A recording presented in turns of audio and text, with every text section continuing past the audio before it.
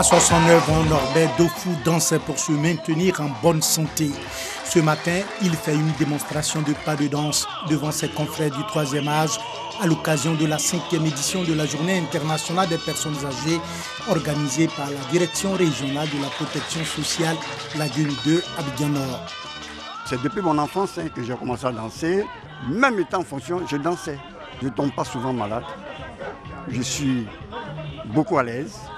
Et puis, ça me fait du bien. Promouvoir l'activité physique chez les personnes âgées pour une vie saine est le thème retenu pour cette journée commémorative. Comme Norbert, certaines personnes âgées des 6 centres sociaux de cette direction se livrent à la danse comme activité sportive.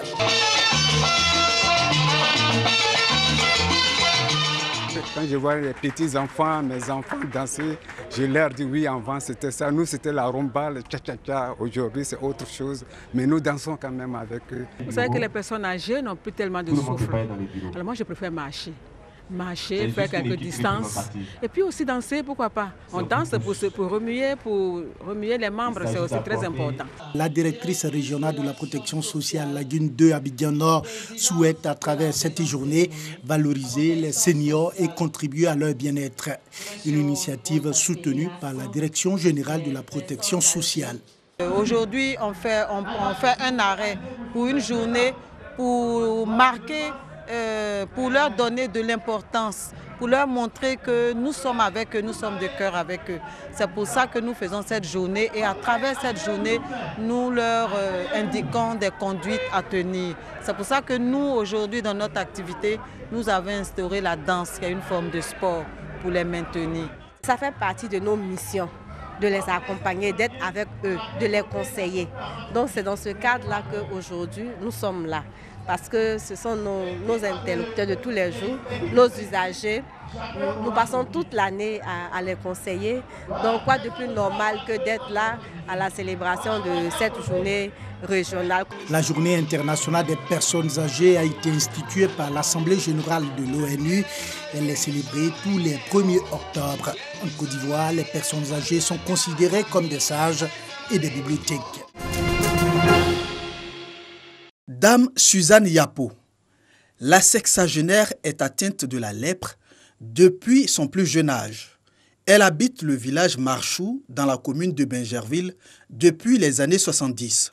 Aujourd'hui, elle se rend à une cérémonie de remise de dons organisée par l'ONG Union des combattants spirituels de Côte d'Ivoire. Nous sommes vraiment très heureux de recevoir ces dons. Depuis que nous sommes ici, c'est au temps du fouet, nous étions vraiment à l'aise. Chaque fin du mois, les gens venaient nous donner des dons. Mais depuis la disparition du président Oufoué, c'est les chrétiens qui se mobilisent. Par ces dons, l'ONG Union des combattants spirituels de Côte d'Ivoire veut aider et assister les malades de la lèpre et leurs familles. Nous sommes venus au village Marchou pour aider nos frères et nos sœurs de ce village. Parce que qui que nous soyons, nous sommes tous frères, venus du même Dieu. Des dons en vivres et non-vivres d'une valeur d'1 million de francs CFA offerts aux malades de la lèpre. Des malades qui ont égrené les difficultés liées à la délimitation du village en raison de l'urbanisation de la commune de Bingerville. Vous voyez la démographie, les constructions s'amènent. L'appel, pas directement au gouvernement pour leur dire que jusqu'à là, ce problème existe toujours. Le village Marchou, situé à 5 km de Bingerville, abrite des malades de la lèpre. À sa date de création en 1927, ils étaient sur île Désirée, non loin de ce site qu'ils habitent depuis 1940. Le village porte le nom d'Émile Marchou, un scientifique biologiste et médecin français. Les enfants de Montezo, dans la commune d'Alépé, sont dans la joie. Le Père Noël offre des cadeaux à 1000 enfants de la dite localité. L'initiative est du ministère de Prière, Amour et Vie, en collaboration avec l'ONG Graines de Leader. Pour cette 5e édition de Noël pour tous, les meilleurs élèves ont été primés. Simplement pour dire aux enfants que le travail paye. et mettre dans le cœur des enfants donc cette émulation-là qui leur donne d'aller chercher en eux l'excellence. Si on veut changer une société, on change d'abord la mentalité que la société a. Et on ne peut commencer que par des enfants. Et ce n'est pas seulement leur donner des cadeaux, ils s'arrêtent là. Hein. Non, nous les encadrons. Et le fait de les voir comme ça autour de nous, nous tous, il n'y a pas musulmans, il n'y a pas chrétiens, il n'y a pas animistes. Nous sommes seulement que des cœurs qui se mettent ensemble. Vraiment, je ne sais pas comment décrire ce que je ressens. Présents à cette cérémonie, les autorités municipales d'Alépé et les parents témoignent leur gratitude aux donateurs. C'est la meilleure manière de magnifier l'amour que Dieu a apporté à l'être humain. Alors nous remercions la maman pour cette initiative qui est à sa 5e participation. Je remercie maman Kofi pour tout ce qu'elle a fait pour les enfants.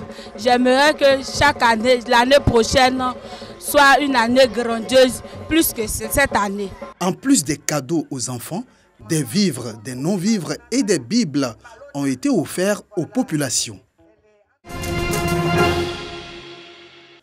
Raoul et Cynthia, c'est l'histoire de deux amoureux.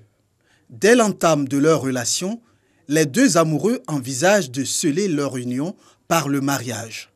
Un mariage qui ne verra pas le jour, car interrompu par la découverte d'un secret qui provoque une crise. Ce roman de 100 pages de l'écrivain Constant Guéhi dépeint pulsions secrètes et penchants sexuels au goût amer. Cette œuvre pose un problème psychologique, un intérêt psychologique qui est nos pulsions. Comment combattre les pulsions, comment les reconnaître, comment les identifier, comment en sortir. Chaque être humain, finalement, est dans la prison de ses pulsions, de ses fantasmes. Raoul et Cynthia, un livre qui suscite l'intérêt chez les lecteurs.